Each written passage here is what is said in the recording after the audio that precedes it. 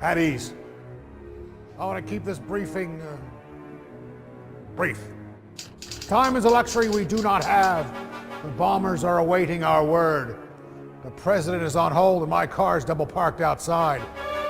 Direct cable communication has been maintained with Washington, but there is no radio at all. Now this much is certain. We have recently acquired new information from Majestic about the imminent threat to mankind. This is the enemy. Take a good look, gentlemen. They hail from the planet Gorta in the Proxima Centauri system and call themselves Furons. Notice their oversized craniums and small status, but don't be fooled. They are mean, calculating, and ruthless. Here's some of what we do know. They use psychokinesis, and their ability to read minds is in proportion to their head size. They do not sleep and have a total disdain for humans. Think of us like cattle. They have 4 fingers on each hand, and they all have the same size feet. But that's not the worst of it. Their technology is generations ahead of ours. Their air power is superior, and their arsenal is frightening. From this ultra-high altitude infrared radioactive image, we can tell that the alien spacecrafts are heading for the cities of Santa Modesta, Rockwell, Uniontown, Capital City, and Area 42. In summary, we're being invaded. More disturbing evidence has emerged. We believe that several corporations have been aiding the Furons. THQ and Pandemic Studios are in bed with the enemy. Roll the film. From their innocent-looking headquarters in Brisbane, Australia, comes mankind's greatest threat. Using advanced technology known as a computer, they have developed an alien training aid. We believe they have been consorting with the Furons under our very noses for a number of years. What you are about to see are the traitors to mankind. Who told you about the Furons? Well, you know, they're fictional. They're something that we made up. Don't know where you heard about them. Crypto, he's a crazy little alien. In the game, you get to play one of the aliens called Crypto Spiridium, and Crypto is the 136th clone of his line.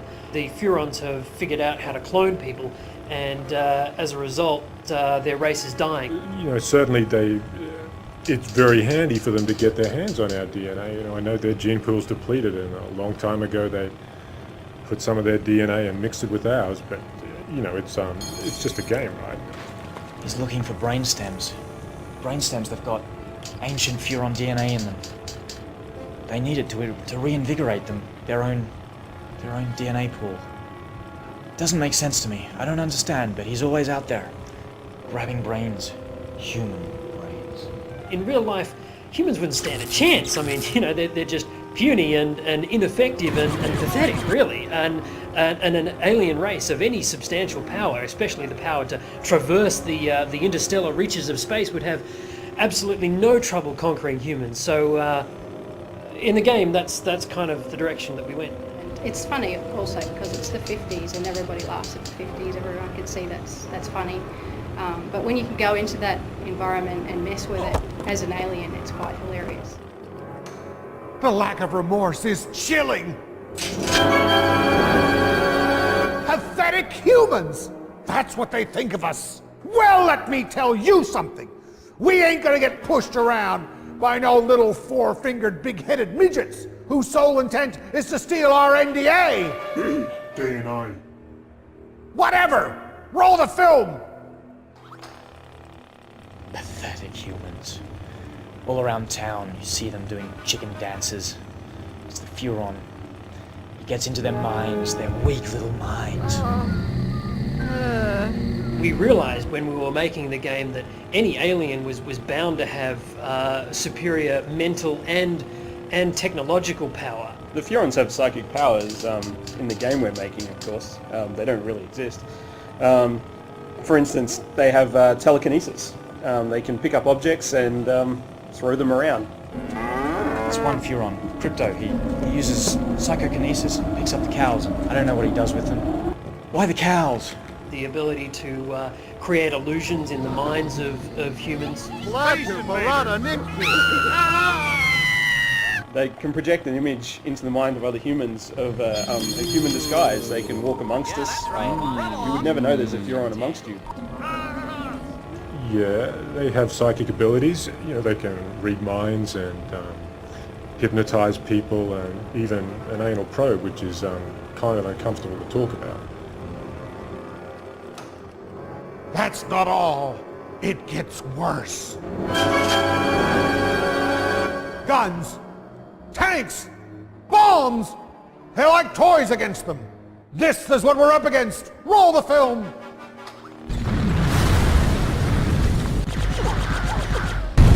They've got some pretty cool weapons, there's no doubt, particularly from the UFO. Well, UFOs definitely beat cars, there's no doubt about that, and gives you a much better view of the city and a bit more destructive power, and even on the ground, using a jetpack sure beats walking. You've got your classic death ray, which is just sort of singeing through buildings and cars. Those cars can be picked up with the PK ability and set fires alight elsewhere. Then you've got your quantum deconstructor, which is like the all-out, the amazing weapon. It's the one that I guess you're not going to get many of in the game, and that's just going to blow everything to bits, basically. You can go down in third-person mode and get right up close to objects and people and environments, and you get these really nice high-res, detailed-looking areas, and then you can get up in your ship and just blow everything to bits, and all these massive effects and particles are just rendering at that time, and really that's quite an achievement in itself, to be able to have almost like two types of games in the one game. The physics engine we use is called the Havoc engine, and it takes the realism of the game to another level. It really allows you to manipulate people in different ways and throw cars around and have car doors fly open and bits of cars go flying off. The aliens have vastly superior technology, and there's no way that you're going to stop them. I mean, you have to warn people. I mean, you have to bring down the government to stop these things. You're going to have to do it! The government are trying to cover up what's ever happened, all these strange occurrences that are happening in and around USA to keep the population calm, but I don't think they really know either. The G-Men are purely fictitious characters we created for our game. The secret organisation they work for, completely made up. None of it's real. There'll be panic. There'll be chaos. They'll destroy all humans. Somebody ring my wife. I won't be home for dinner. Listen, there's no room for your mother in the bomb shelter. I gotta go. The whole world is waiting, for this will decide the fate of civilization. All humanity, whether we live or die, will depend on what we decide here in order to remind ourselves what exactly it is that we're up against. I asked the boys in the lab to cut together this next piece of film.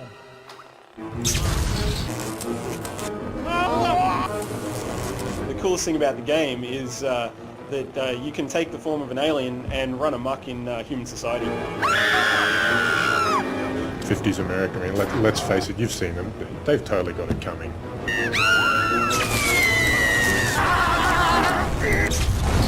The best thing about the game is it's different. I just love being able to play the alien for once, and the bad guy becomes the good guy.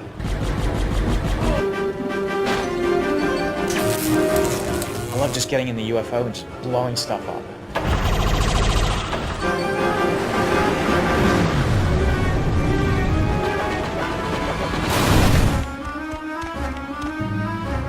It's funny to mess with people's heads. In this game it becomes a reality, and it's heaps of fun.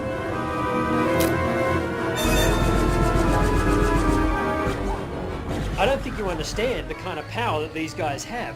I mean, they've got one mission on planet Earth. They've got one desire, and that's to destroy all humans. This is no game, gentlemen. This is mankind's darkest hour.